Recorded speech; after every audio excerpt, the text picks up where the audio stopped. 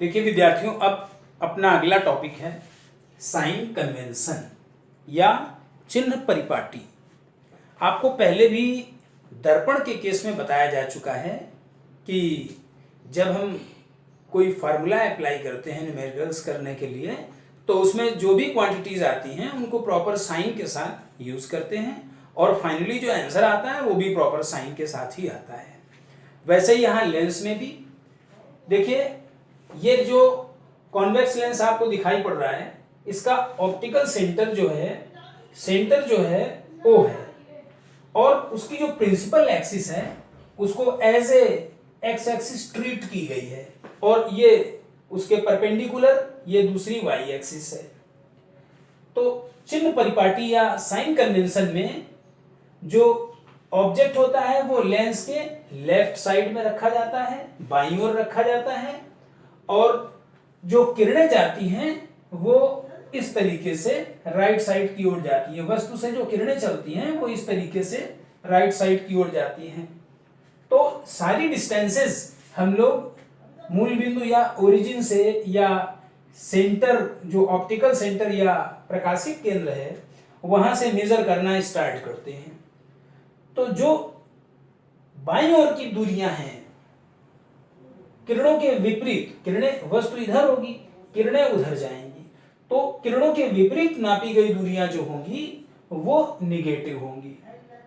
आप यहां देख रहे हैं कि इधर निगेटिव एक्स एक्सिस होता है और यहां से आगे जो दूरियां नापी जाएंगी किरणों की दिशा में होंगी, इसलिए इधर की जो दूरियां होंगी वो पॉजिटिव होंगी।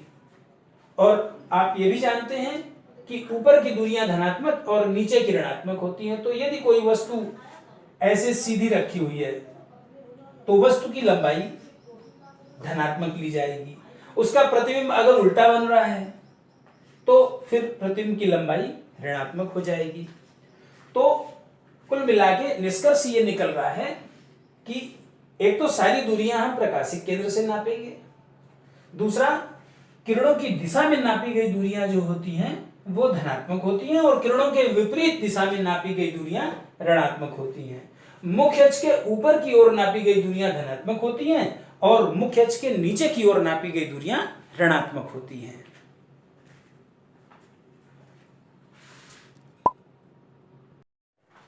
हाँ, देखिए विद्यार्थियों, अगला टॉपिक है रूल्स फॉर इमेज फॉर्मेशन, अर्थात प्रतिबिंब बनने के नियम।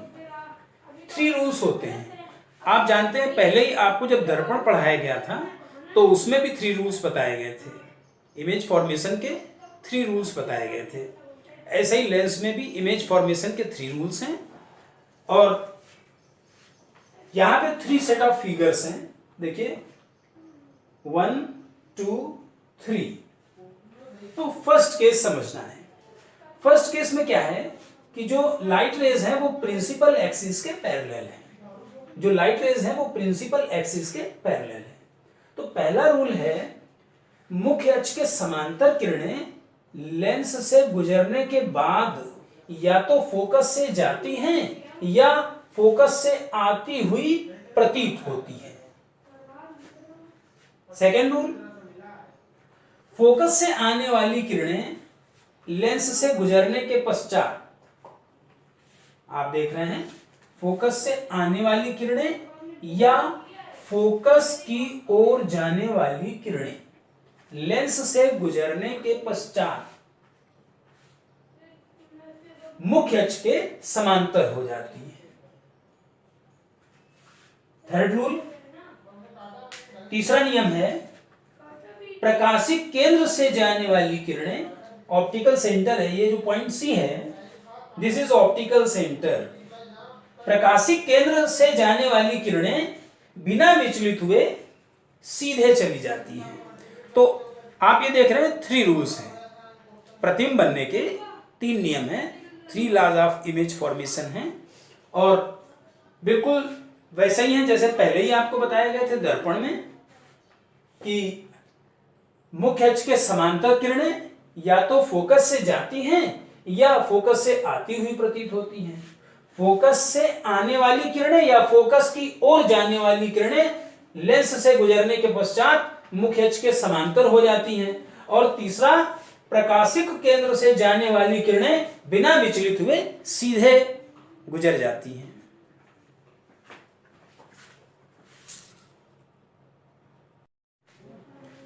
सभी विद्यार्थी इधर ध्यान दें।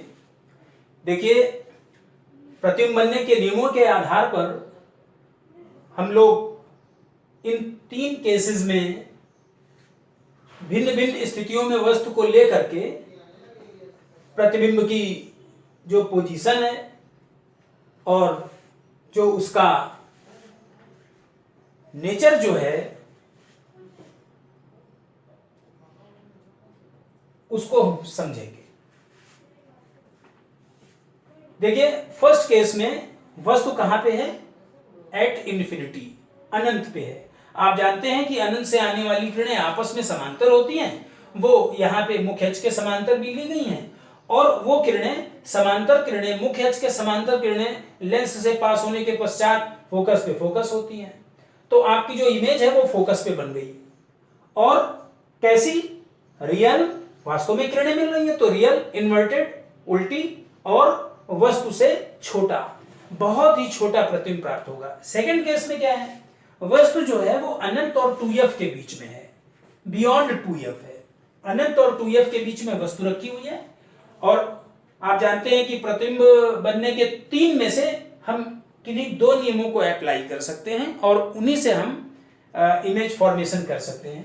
तो एक समांतर किरण जो थी वो फोकस से पास हुई और दूसरी जो किरण है वो फोकस से जाने वाली थी, वो लेंस से पास होने के पश्चात मुख्य अक्ष के समांतर हो गई।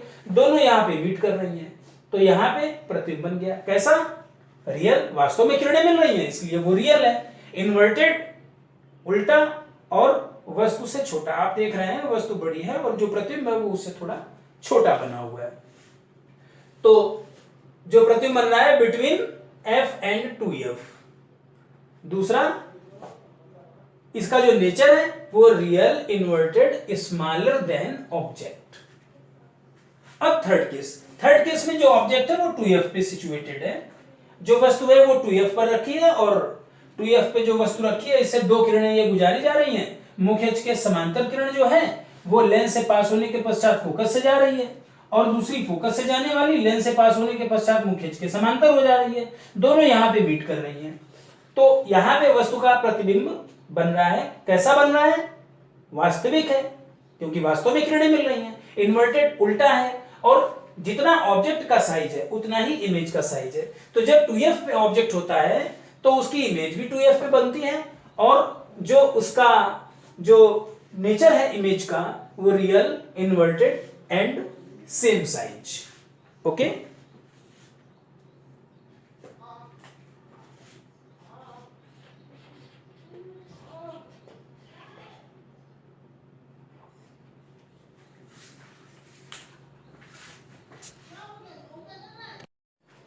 हाँ विद्यार्थियों, अभी आपने देखा कि इन 3 केसेस में वस्तु की भिन्न भिन्न स्थितियों में प्रतिबिंब भिन्न भिन्न स्थितियों में बने और उनकी जो प्रकृति है वो आपको समझाई गई।